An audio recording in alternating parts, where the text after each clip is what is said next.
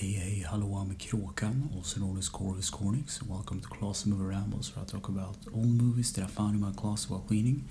This week's movie is Lightyear, and it's about 1 hour and 40 minutes long. And the movie starts with a ship going through space, and Buzz on it, of course, waking up from his hyperspace sleep, going through a planet to investigate something with his superior called Hawthorne and a rookie.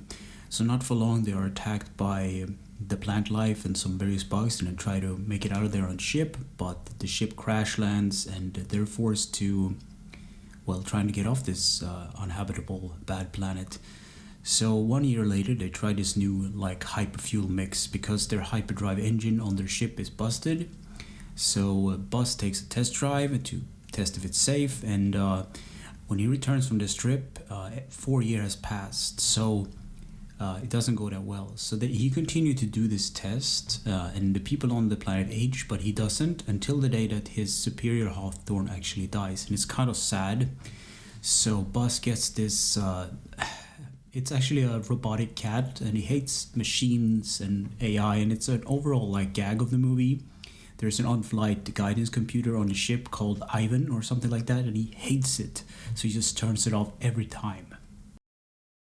So eventually the cat that Buzz now has, called Socks, has figured out the formula for the right hyperfuel combo. So by this time the colony that's been building up when Buzz has been away for a long time is actually content on staying, but Buzz wants to leave. So he gets denied to leave, but he takes an unauthorized flight anyway. And when he returns, it's a successful run, by the way, but when he returns, the 22 years has passed, and it's a totally different landscape. Now the city is in a laser dome to protect him from the environment, and the whole planet is invaded by these machine robots that are out to get everyone. They basically say Zurg, so if you've seen Toy Story movie, you know exactly what this is about, and I think it's a little nice reference. So Buzz joins Hawthorne's granddaughter called Izzy, and they meet up with Uni Patrol, which is these... they're not even trained to deal with combat or anything. They're just every normal day Joes, basically. So Buzz gets his Space Ranger suit back, and the team gets some as well, and they try to leave the planet in a ship. But they get shot down, and they're forced to go to a mining colony to get some spare parts or something, but they manage to get trapped in some kind of force field. So to the surprise of no one, the team managed to escape, and Buzz gets chased by Zurg, the main bad guy, and the team managed to save him, and they start to work more as a team now, and that's good for everyone, I guess.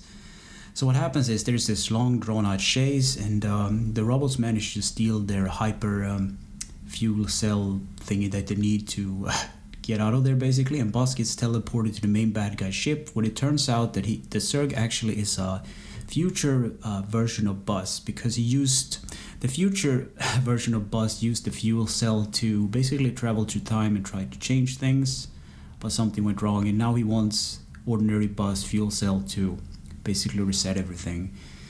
So to the surprise of no one, there's a fight between Buzz and Buzz because they don't share the same ideology, and the good Buzz managed to save the day. And it turns out when they return to the colony that there's actually a need for a Space Ranger program, so that makes Buzz really happy. He gets to choose his own team and everything. He chooses the junior team, which he actually wanted from the beginning. And he feels more or less useful again. That's what he was afraid of, the whole thing about him passing on and not being worth anything and whatnot. And that's pretty much the end of the movie. So what do I think about this movie? It's surprisingly good. I was kind of skeptical actually picking it up, but when it was in the discount bin, I couldn't refuse it. So just as many of the other Pixar movies, it has this humor for kids and it has this humor for adults, which some humor kids will understand and some humor adults will understand.